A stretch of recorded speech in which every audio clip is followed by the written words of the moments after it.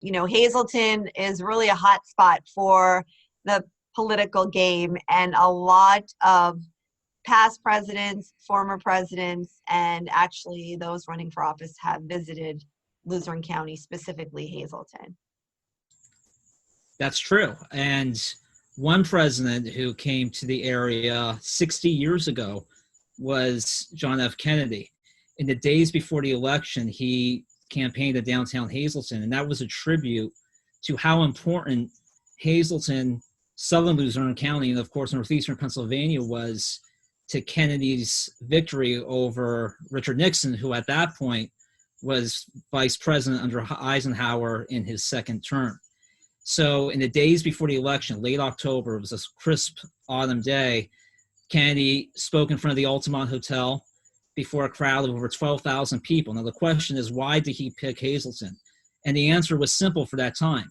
It had a bounty of Catholic voters who voted Democrat. They were loyal to the Democratic Party.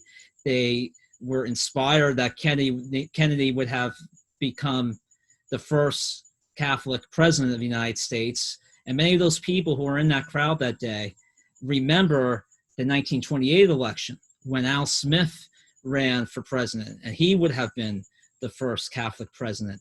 But people like my grandfather, for example, my father always told me the story that he and his father went out to look out to the valley, and there were burning crosses in the valley to protest Al Smith's candidacy in 1928. So people had that memory ingrained, that anti-Catholicism. And in places like Hazleton, they were going to the voting booth. Like my father and his father, he brought my father in, and he said, "You're going to pull the lever for the first Irish Catholic president," and so many people did, and of course Kennedy won. So yeah, it's fascinating that Hazleton, yeah, we think Luzerne County is so important now, but it has always been a crucial bellwether for presidential politics. Why do you think that is? It's cultural and demographic. I think Luzerne in many ways is a microcosm of the country, but that has transitioned over time. So in 1960, Luzerne County was important because it had Catholic voters who were culturally connected to Kennedy's candidacy. They just had to vote for him. Fast forward 60 years later, the descendants of those voters actually feel culturally betrayed by the Democratic Party. They no longer have this nostalgia for the Kennedy aura. We saw that recently when Joe Kennedy III lost a primary against Ed Markey for a Senate seat in Massachusetts. The first time that Kennedy has lost Massachusetts. In other words, the Kennedy mystique is over.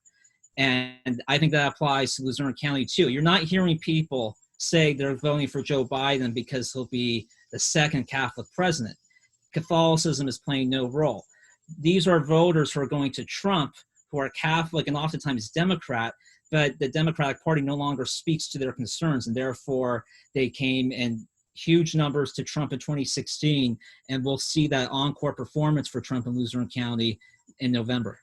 Interestingly enough, when we look at how the values of both parties have changed and almost kind of flip-flopped since that time with the Democratic, why people are vote Democrat and why they vote Republican. Absolutely. We're seeing a realignment of the political map. So places that were historically Democratic, like northeastern Pennsylvania, now vote Republican. And then places that were reliably Republican, like suburban Philadelphia, now go, that's Joe Biden's protectorate. That's where he's counting on the margins to play in his favor. And this is a phenomenon that's fairly recent. I mean, people forget Luzerne County voted for Obama twice. They did not really go toward the Republican Party until recently. In fact, look at 2019. I mean, it would have been unthinkable a decade ago that the courthouse would flip to Republican. And we also see that with State Senator John Udechak, who is now an independent, no longer caucuses with the Democratic Party. And I think we're going to see more of that shift in the years ahead. Very good. Always nice to have you on, Charlie, to talk about what has happened at the history of the Hazleton area. Great talking to you. Thank you.